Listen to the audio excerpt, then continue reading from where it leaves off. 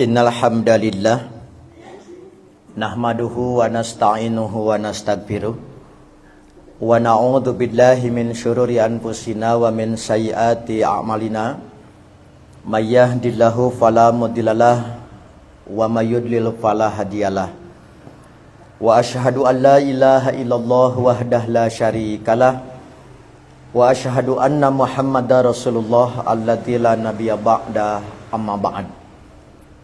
Faqala Nabiullah Ismail alaihi salam kama qala ta'ala fil Qur'anil Karim a'udzu billahi minasyaitonir rajim ya abatif al ma tu'mar al ayah wa qala Rasulullah sallallahu alaihi wasallam wa Ibrahim alladzi wafa atadruna ma wafa al hadis.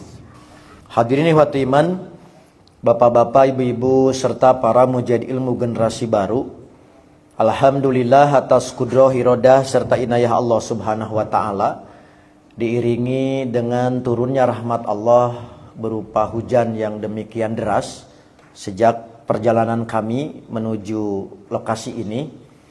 Kita dapat kembali bersua dalam kajian berkala keluarga besar Mushola Tohariyah setelah terjeda sejenak masa oleh bulan Ramadan dan Syawal, dilanjutkan kondisi fisik yang kurang prima, hingga akhirnya kita dipertemukan jelang Idul Adha dan penuh makna kembali tiba menyapa kita insyaallah.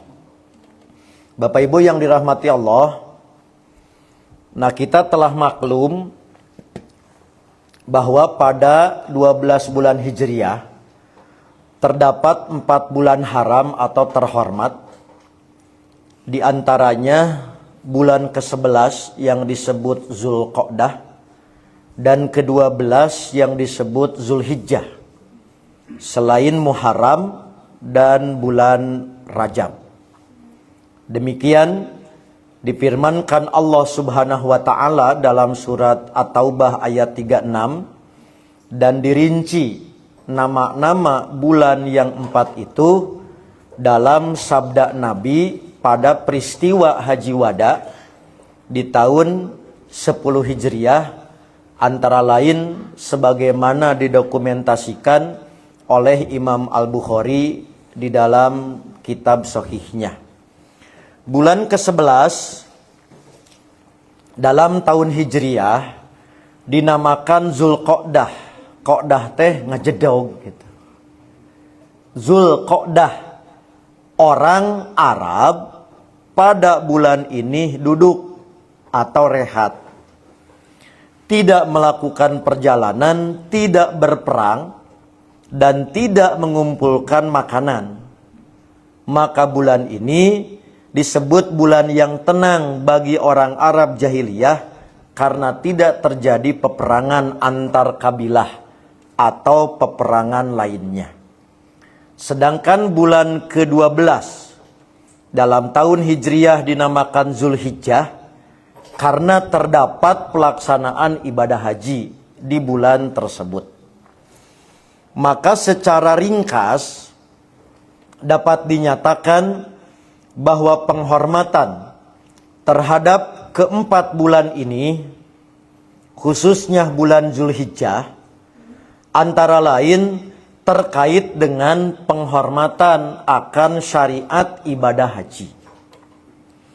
Sementara bagi orang yang tidak melaksanakan haji, terdapat ragam ibadah lain yang ditetapkan oleh Allah sebagai wujud dari memelihara kehormatan bulan Zulhijjah. Antara lain saum Zulhijjah yang populer dengan sebutan saum Arafah, takbiran, dan sholat Idul Adha. Yang terakhir adalah udhiyah atau kurban. Dalam syariat kurban terdapat 3 dimensi nilai kemuliaan insan, baik secara pribadi maupun keluarga. Dilihat dari aspek akidah, ibadah, dan aspek muamalah. Maka jejak petunjuk nilai kemuliaan melalui kurban dapat ditelusuri pada sosok uswah hasanah Nabi Ibrahim dan putranya Nabi Ismail alaihimassalam. Ibadah kurban bukan sekedar ritual tahunan menyembelih hewan ternak.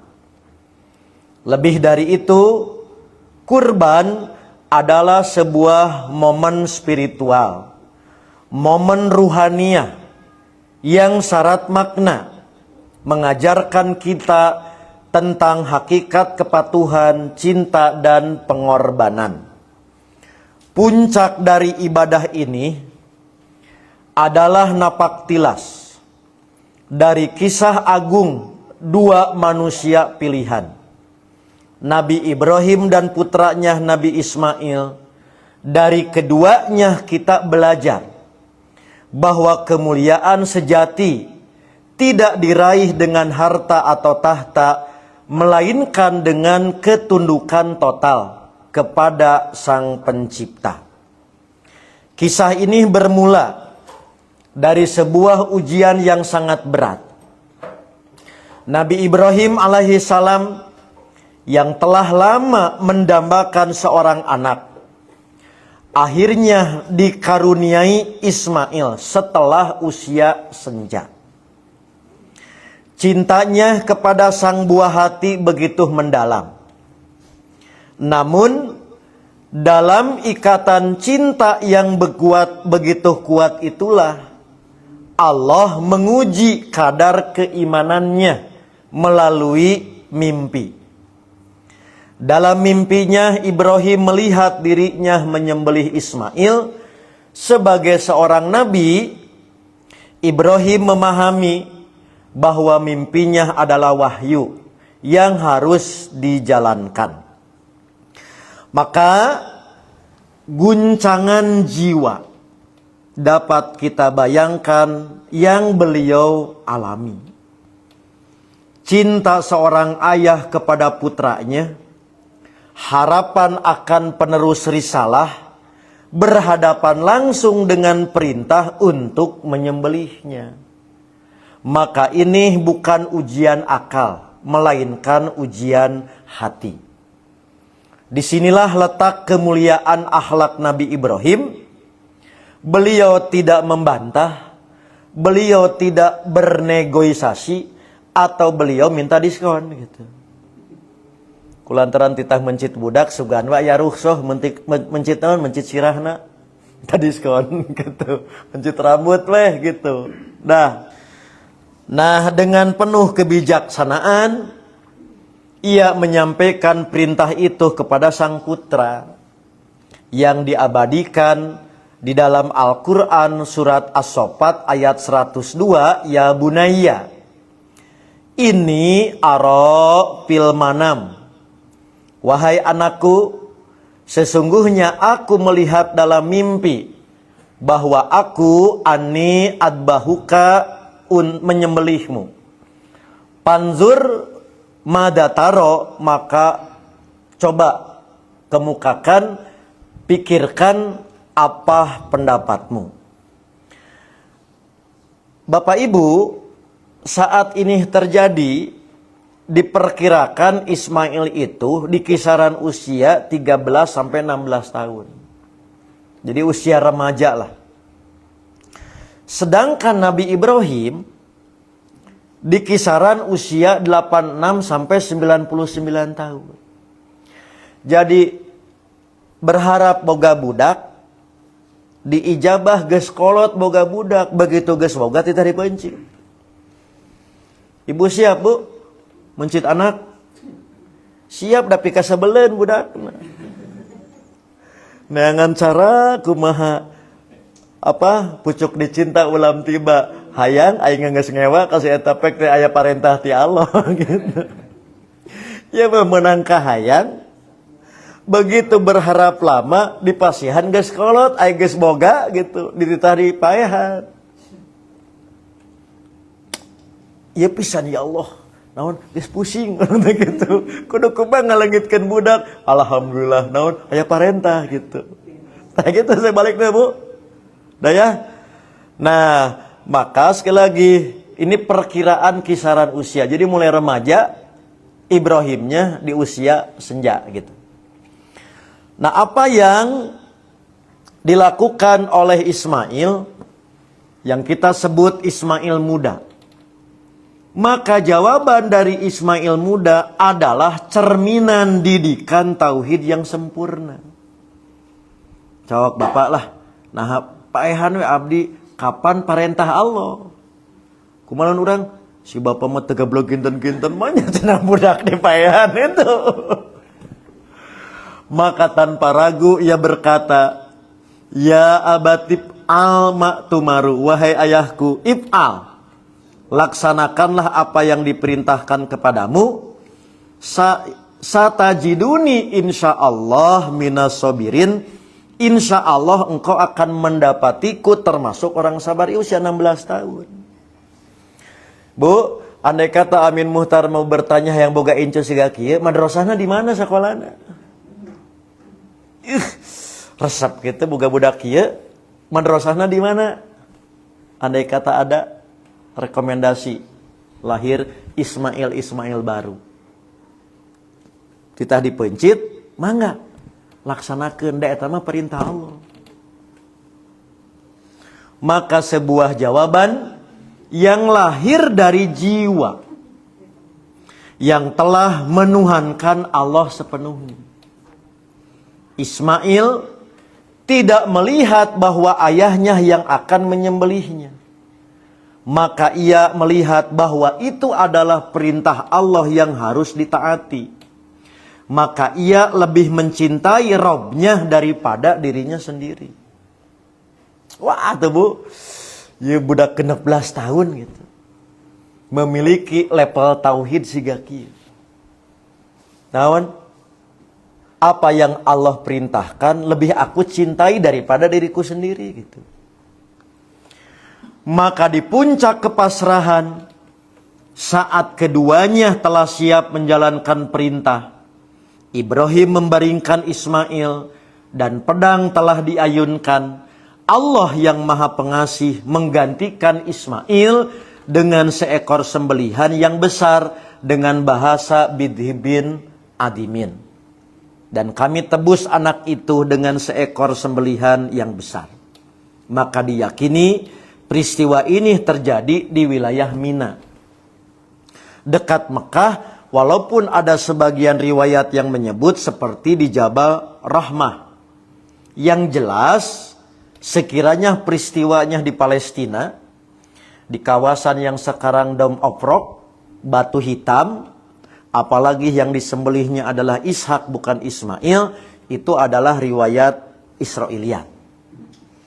Maka peristiwa ini menjadi bukti abadi bahwa ketaatan yang tulus tidak akan pernah disia-siakan Allah.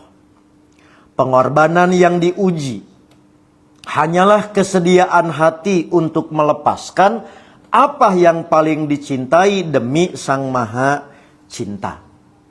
Maka dari kisah monumental inilah ada beberapa pelajaran yang bisa kita raih melalui ibadah kurban.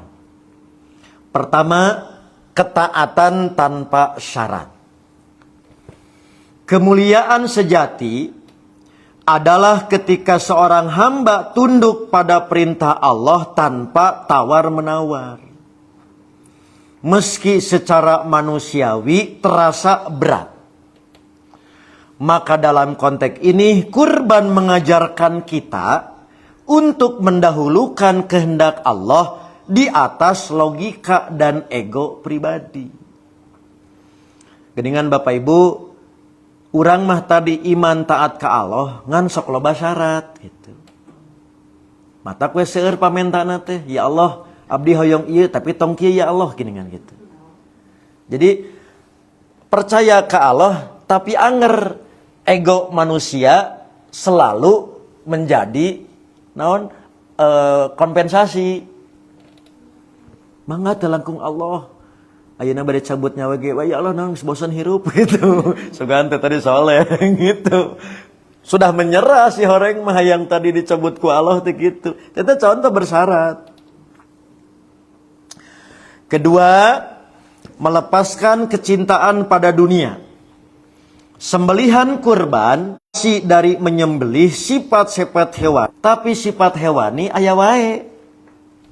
Keserakahan, egoisme, cinta dunia yang berlebihan. Maka harta yang kita belikan untuk hewan kurban bukan semata-mata dalam kerangka memenuhi syarat syar'i, tapi bukti bahwa kita siap mengorbankan kecintaan materi demi meraih keridhaan. Naon di Malaya mah Bu, keur mah tadi kudu mayar saham jeung loba nawar gitu mah. Ustad mah nya 4 juta tuh meuli we olangan gitu. Itu contoh gitu. Jadi ngaluarkeun teh bukan sekedar syarat untuk saham. Itu teh bukti kita siap berkorban. Ayeuna saham, isuk mah nyawa disuhungkeun. Gitu. Kemudian yang ketiga, solidaritas dan empati sosial. Nah, saya berapa kali dengan Bu Teti, dengan Bu Nina menyampaikan. Ada nilai selain tadi urusan ketauhidan, urusan mencit ego insan, ada juga dalam kerangka apa dakwah bil quwah ala makaninasi. Karena kemuliaan tidak sekedar hubungan vertikal dengan Tuhan, tetapi dengan sesama manusia. Yang sering kita sebutkan sebagai syiar. Punten Bapak Ibu, saya nggak akan bosan mengingatkan. Siga orang masihkeun zakat. Pan zakat itu bukan sekedar saleter 2 letter, tapi menunjukkan perhatian Islam. Menunjukkan tadi adanya perhatian kaum muslimin. Maka bagi kita, kurban dan zakat itu sarana dakwah. Makanya Bu, kalau kami kan sudah berapa? 15 putaran kan Indri, kadang tebar kurban, daerah-daerah yang minim. Jika Cilacap gitu Bu. Sama meh tadi tebar kurban itu, pasti aya tablik akbar jeung baksos. Ai di Jawa teh tuh ngajina ge sagolerna tuh. Ngaji jam 12 mimitina gitu. Kenah Bu? 1000 atau muslimina teh. Tah raosna kurban naon?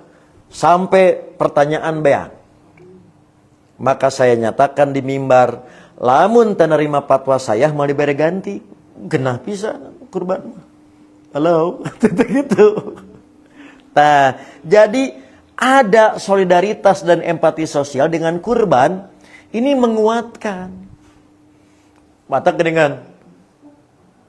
Semakin ngewa ka urang, berena sing loba.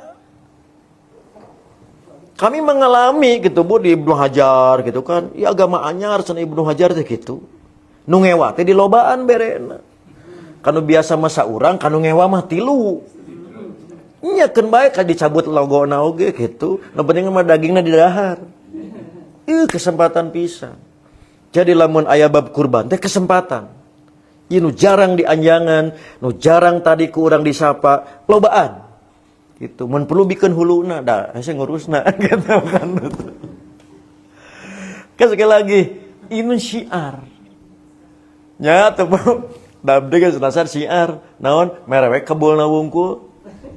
Oh, sakit tuh guys syiar, cenah ku sate, kabeh, gitu, kabagian abdi mah bager. Nepi karata, naon, rata bau, gitu. Ngageber sate, gitu. Tadi beres sate, bau namanya ngarah rata. Kemudian yang keempat, nah ini yang akan kita perdalam. Membangun generasi tangguh. Didikan Nabi Ibrahim melahirkan Ismail yang berjiwa tangguh. Maka ibadah kurban harus menjadi sarana pendidikan keluarga. Khususnya anak-anak tentang apa arti keberanian, pengorbanan, dan keimanan.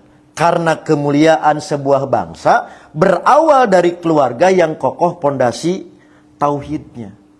Maka kisah Nabi Ibrahim dan Ismail menunjukkan bahwa generasi tangguh tidak lahir secara instan. Tidak akan ada generasi tangguh yang lahir tiba-tiba. 16, usia 16, mangga pun bapak pencit we abdi, da moal bisa ngadada. Karena Ismail tidak menjadi anak yang sabar dan taat hanya karena berada di tengah peristiwa besar, maka ketangguhan Ismail adalah buah dari pendidikan panjang yang ditanamkan oleh Nabi Ibrahim, yaitu pendidikan tauhid, dialog, keteladanan dan kepasrahan total kepada Zat Maha Rahman. Karena itulah kurban seharusnya menjadi momentum keluarga muslim untuk bertanya, nilai apa yang sedang kita tanamkan kepada anak-anak. Matakna sim kuring mah teu kapungkur, Pak. Kupun bapak nepi ka neang ka kandang. Ieu baheula diajarkeun, diturunkeun deui ka pun anak, ayeuna ka pun incu. Nepi ka tadi timimiti datang sapi, datang domba. Kamu budak lalaki mah cenah akrab kitu jeung domba teh cenah maraban. Tang loba dicarek justru kitu. Komo kitu mah tadi, awas-awas bisi katanduk, kan bae ngarasakeun katanduk atuh budak teh. Ngara akrab. Jeung sapi irah deui ya berakrab ria dengan domba gitu. Itu contoh gitu bahwa kurban ini apa sih yang akan kita tanamkan ke anak kita. Sebab tanpa ini punten jadi agenda rutin, datang dan pergi silih berganti, selesai bau naon? Bau getih. Bau daging atau gitu. Ini nilainya. Apa? Membangun generasi tangguh. Maka Allah mengabadikan dialog Nabi Ibrahim dengan Ismail dalam Al-Quran yang tadi disampaikan.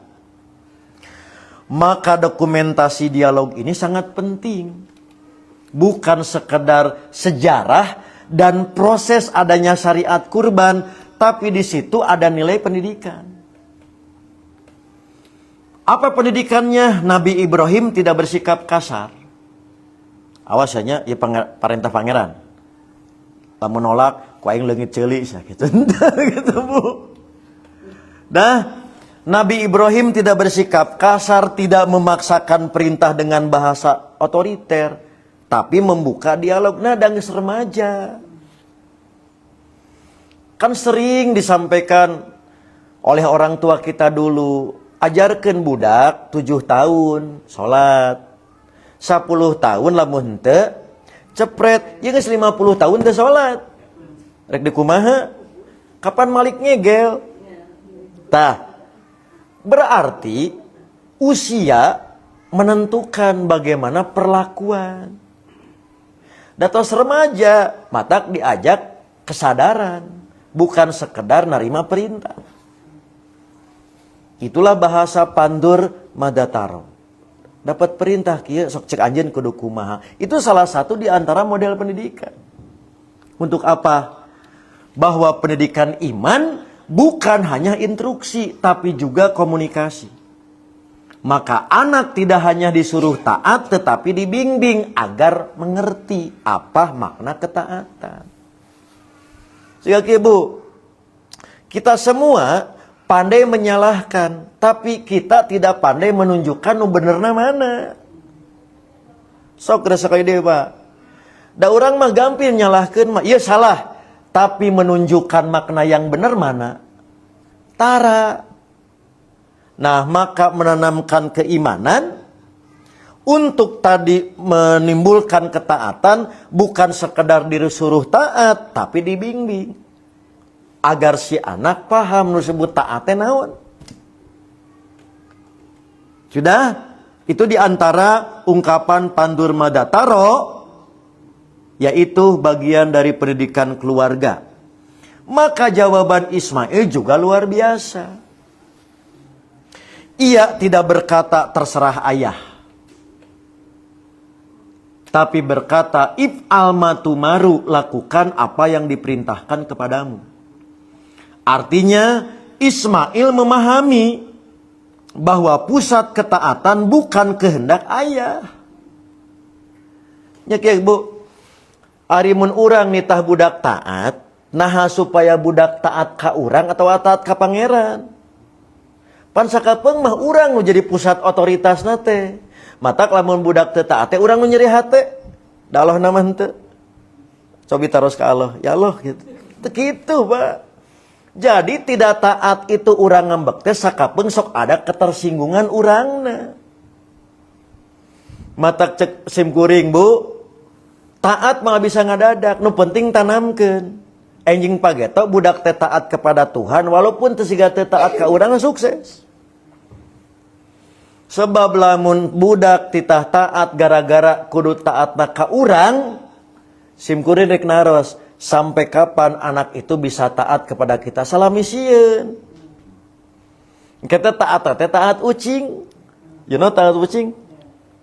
Aya jalmi denungan mah kieu we, gaweul luak liuk beak lauk. Teu taat ucing. Jadi selama ditakuti suatu saat simbol untuk ketaatannya hilang. Nah, ku simkuring contohkeun, apa Bu? Baheula bolotot payu ka budak. Hiji saat mah bolotot teh kala kaiseng-serikeun si nenek lucu, kan gitu. Keur generasi ieu mah dibolototan teh mencret budak teh. Da sieun. Lain taat sieun. Karena taat harus atas kesadaran bukan ketakutan. Hiji saat tidak ditaati sebab teripikasieun. Nah, kalakah lucu cenah gitu. Baheula mengamuk gitu, gitu. Ana mah kikituan teh. Tinggal cenah kaca gitu. Kalakah titah ngaca. Bu barukan kumaha, Bu. Nah, jadi salahnya kita seringkali bahwa pusat ketaatan itu karena kehendak orang tua. Padahal pusat ketaatan itu adalah perintah Allah. Maka inilah tanda keberhasilan pendidikan tauhid. Melihat setiap kehidupan, keimananlah yang melihatnya. Kenikmatan yang sisi keimanan yang menjadi sudut pandang, semuanya akan dirasakan sebagai sebuah kebahagiaan. Nambet ngarasa ripuh urang cik. Terkadang kenapa sukses jadi kita takabur? Karena melihatnya sisi insan. Nah, selama tauhid berpanglima, maka apapun yang kita alami dalam kehidupan itu tidak akan pernah mengurangi kemuliaan. Nah, itulah tauhid. Begitu ripuh, sabar. Begitu nikmat, syukur gitu. Karena tauhid yang akan menjadi sudut pandangnya. Sudah? Nah, maka pondasi pertama generasi tangguh adalah tauhid. Maka anak yang bertauhid tidak mudah goyah.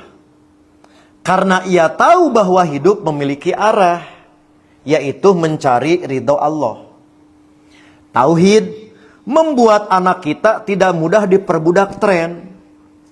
Tidak mudah dikelabui oleh hawa nafsu, tekanan teman sebaya, gengsi sosial, atau kecintaan berlebihan kepada dunia. Maka dalam kisah kurban, Nabi Ibrahim diuji dengan sesuatu yang paling dicintai, yaitu anak yang lama dinanti. Sok teh komalah gaduh budak istri, karasa dipaling. Gitu teh. Kitu malah laki bayalah talapung gitu. Gaduh budak awewe, lamun tadi terlepas sampai sakapeung banyak intervensi atuh kan. Ditingali si suamina teh. Jadi we teu bebas budak teh. Nah, ada rasa dipaling. Padahal rumusnya semakin kita mencintai sesuatu, kita akan diuji dengan kecintaan itu. Matak biasa-biasa we. Naon lantaran semakin dicinta akan semakin merasa kehilangan. Saya memberikan contoh kepun anak, mobil. Pan mobil usad mah tong kotor. Isin dah jadi contoh. Bersihan begitu berisan hujan. Pangerek ngaji diuji. Begitu bersih apik jebrot ku batur. Tuhnya apik teuing gitu. Karena begitu kita menyayangi sesuatu diuji. Halo. Pertanyaan anak, ari urang teu boga gra, terus merasa kehilangan. Maka sering dinasehatkan, jangan merasa kehilangan sesuatu yang kita tidak miliki. Saya cenah, abdi teh rugi, emang boga gitu. Yang ngerasa rugi boga gente gitu. Nah itu. Jadi diuji dengan sesuatu yang kita cintai. Makanya BS-BS sedang-sedang saja. Lamun orang beki kresep gitu kepada sesuatu. Beki tadi mencintai sesuatu, diuji dengan kecintaan itu. Ibu, kami ibu alim ical artos, tong dicintai. Ibu, alim leungit barang, tong loba dicintai.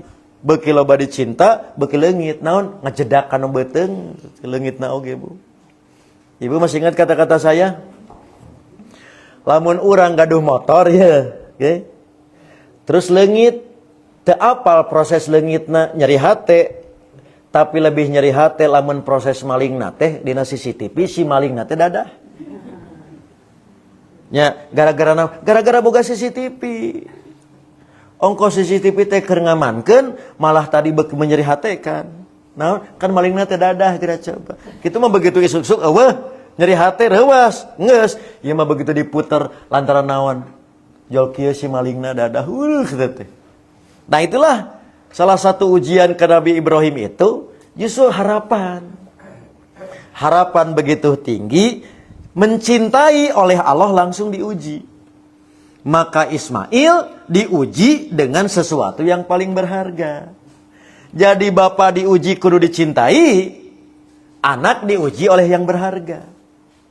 Apa? Nyawanya sendiri. Namun keduanya tunduk kepada Allah. Maka dari sinilah sudah selayaknya keluarga muslim belajar bahwa cinta kepada anak, harta, jabatan dan masa depan tetap harus berada di bawah cinta pada Tuhan. Pokoknya mah salama tidak melampaui cinta ke Allah, kabeh oge leutik gitu. Da kapungur mah teu ka hartos teh Kang Abah Usman. Leutik dunya mah. Nah, kapan cek Nabi ge tidak bisa melampaui 2 rakaat qabla subuh. Halo, sekade gede Bu. Letek dunya mah. Naon pancek Nabi teh 2 rakaat qabla subuh lebih baik daripada dunia dan isinya. Eta teh can ku tarawih 11. Karek ku 2. Wah, ku tarawih 11 mah. Beuti ngarti harita mah. Kenapa sih horeng? Maksudnya bahwa tadi kecintaan kepada Allah jangan dilampaui oleh apapun. Salami teu ngarobah cinta urang ka Allah kabeh ge leutik. Jadi nu badagna teh lain urusan tadi harta jeung jabatanana, da relatif. Nya siga kieu Bu, ari cek ibu artos 1 juta badag atawa leutik. Kan bisa badag da teu boga, tapi jadi leutik keur nu boga. Nah, berarti dunia mah relatif. Selama dunia tidak melampaui cinta urang ka Allah leutik. Nah, yang bahaya mah kalau dunia itu sudah melupakan pada cinta yang utama. Bapak boga Harley, menang teu? Nya menang atuh. Nah, motor-motor urang. Terus tetangga nyeri beuteungnya wayah sirik anu teu boga gitu. Kan sok kitu urang mah, si eta punten mewah, poya-poya, lain poya-poya urang teu boga. Gitu. Mobil alus, TV alus, si eta ti mana cenah teu meunang we beunghar teh gitu. Tadi curigai wae. Padahal karena orang mah cangkang nu kitu mah selama tidak melampaui cintanya. Ulah cenah kitu mah bisa. Kerjaman kami Kang, kapan bulan teu boga? Mana teu boga? Sampai ka tarasi nu asup kana minyak tanah wae di dahar. Puguh tera bau minyak tanah tuh udah sang goreng di tarasi coba. Terus generasi ayeuna boga ulah pedit. Mama, abdi hoyong anu padahal manfaat, cenah teu boga gitu. Apakah kudu kembali generasi kami bau minyak tanah? Kan bukan. Justru jangan sampai membuat terlena. Kade bisi salah nonton Cukup Sadamin cenah tadi kudu sangsara bau minyak tanah sanes da eta mah cangkang. Ya, jadi begitu orang boga teu tiasa Kang nyebutkeun tegaduh, baheula mah tegaduh teh nya we taat. Budak ayeuna mah teu bisa. Kenapa? Heda ningali urang nage ginding atuh. Si bapak mah ari keur abdi teu boga cenah bapak gitu tah. Jadi bukan itu ukurannya. Da kabage cangkang. Mohon maaf yang di rumah bahasa kami mah KBG alpitaiu pitayeun. Cok naon da KBG dibuang atuh. Justru bukan itu yang harus dikhawatirkan sekiranya itu melampaui ketaatan, kecintaan pada Tuhan. Selama naon dihandapkeun tadi teu ngarobah ka pangeran betong hariwang. Dinyambung tadi Kangnya ya obrolan tadi di luar. Karena kami sekali di Bapak Ibu, orang yang cukup lama hidup di sebuah kawasan komplek namanya Siwal Eastern Hill gitu kan. Keren, si Siwalungan gitu. Kan ngalaman nu disebut tadi penderitaan guru kita rek hajat, bakaka kepalit, derek nyunatan. Beas ngarelep, kurupuk ngangkleng. Rek hajat isu. Curhat ka guru. Duka ka ganghasan, duka ka penjagalan. Kumaha bahasa sarabana untung teu palid akidah oge gitu atuh. Dalam abdi harita zaman abdi kitu ngaliang abdi mah. Rek curhat, kalak dikitukeun. Tah coba. Pan katingali mah kejam atuh jawaban eta. Jadi rek kumaha ge teu hariwang salama nu ieu tangguh. Salama nu ieu masih menempatkan Allah yang dicinta, teu hariwang. Pak cenah, abdi tos saminggu teu dahar, eueuh nu paeh ku teu dahar. Naon? Nu paeh mah lamun tadi bab Allah geus leungit. Teu dahar mah bisa neang. Tapi lamun tadi teu dahar Tuhan. Rek di mana neang? Teh mah eueuh wartegna. Tah itu di antara nilainya. Berarti saya akhiri kajian ini dengan demikian kurban harus dijelaskan, ditanamkan kepada anak-anak bukan hanya sebagai penyembelihan kambing atau sapi, tetapi sebagai pelajaran bahwa manusia harus berani mengorbankan ego, mengekang keserakahan, menghapus kemalasan, dan kecintaan dunia yang berlebihan. Maka sudah saatnya anak-anak perlu memahami bahwa kurban adalah latihan hati. Belajar memberi, belajar taat, belajar peduli, dan yang paling utama belajar mendahulukan Tuhan di atas semua kepentingan insan. Itulah nilai sejati membangun generasi tangguh demi kemuliaan melalui ibadah kurban. Halo? Tapi teu aya daerah Cimaung Ciamplas mah. Pancek sim goreng oge gara-gara seganting dawa ganting satahun teu panggih. Da salah sasaran Kang pesen cokor dibere buntut. Ku aing sama kadinya deui kurbanna tuh tingali coba. Mata sakapeung mah ya Allah, geuningan jauh keneh urang teh kitu. Nyaratena mah geus palinter gitu. Tapi nyate ego, ngagebran syahwat. Ternyata belum sampai. Sehingga sekali lagi adanya idul kurban seperti formalitas, hanya event momen. Setelah itu selesai. Nah, teramat sayang bagi kita sekiranya nilai-nilai kemuliaan idul kurban ini berlalu tanpa makna, tanpa jejak. Paling tidak sebagai kurikulum untuk menanamkan ketangguhan, kesabaran, syaja'ah, keberanian kepada anak kita untuk berada di posisi kebenaran dan membela agama Tuhan. Demikianlah Bapak Ibu yang dapat disampaikan, karena ini adalah pertemuan terakhir sebelum Idul Adha ya. Nah, jadi nanti pertemuan berikutnya insya Allah di bulan Juni. Idul Adha sudah lewat, tapi dah tidak ada larangan nyiapkan sate sebulan ke Amin Muhtar. Di bulan Juni kita dipertemukan dalam keadaan sehat walafiat. Aqulu qouli hadza wa astaghfirullah li wa lakum.